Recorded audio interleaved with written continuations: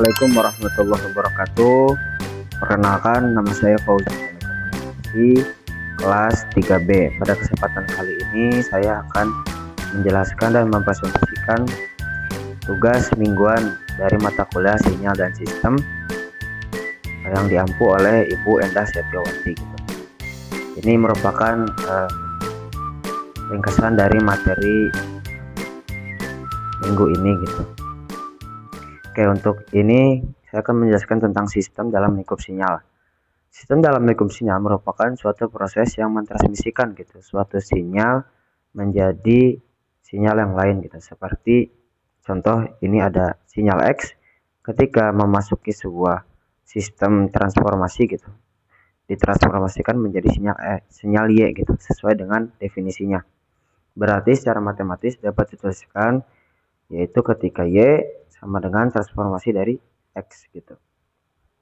Selanjutnya itu ada juga mengenai tentang interkoneksi antar sistem yang merupakan sebuah konsep yang menggambarkan hubungan atau koneksi antara dua atau lebih sistem yang bekerja bersama untuk mencapai tujuan tertentu.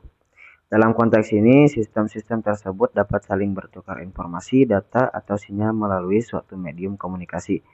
Nah, dalam interkoneksi antar sistem ini ada beberapa jenis nih. Yang pertama itu ada yang seri gitu, sesuai dengan biasa gitu ya, rangkaian seri ketika ada sinyal X masuk gitu kan, sesuai aja gitu, tidak banyak cabang gitu. Kemudian ada yang paralel juga nih. Nah, yang paralel ini sesuai dengan paralel kan ada bercabangnya gitu untuk sinyal X yang mana masuk dengan transformasi 1 dan transformasi 2 hingga luarannya yaitu Y sama dengan T1X ditambah T2X. Ini contoh aja ya teman-teman. Kemudian selanjutnya itu ada mengenai interkoneksi antar sistem tentang umpan balik gitu. Dimana X sebagai masukan dan T1 T2 ini sebagai pemrosesan nih. Dan T2 ini berfungsi sebagai umpan baliknya. Nah, kemudian untuk keluarannya itu dari Y sendiri gitu. Sehingga bisa disebut sebagai E sama dengan X min T2Y dan Y sama dengan T1E gitu. Oke, selanjutnya ada sifat-sifat atau klasifikasi dalam sistem. Nah, dalam ini ada beberapa sifat utama nih. Yang pertama ada linear dan non-linear. Bisa dikatakan sebuah sistem itu linear ketika memenuhi dua prinsip utama gitu, yaitu ada tentang superposisi dan juga tentang homogenitas. Nah, bisa disebut sebagai non-linear ketika prinsip tersebut tidak memenuhi prinsip ini.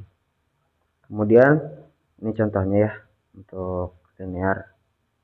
Dan selanjutnya itu ada sistem varian waktu dan invarian waktu, yaitu sistem yang bisa disebut sebagai time invariant waktu ketika sebuah sistem ketika sinyal inputnya bergeser yang menyebabkan output tersebut bergeser dalam selang yang sama gitu.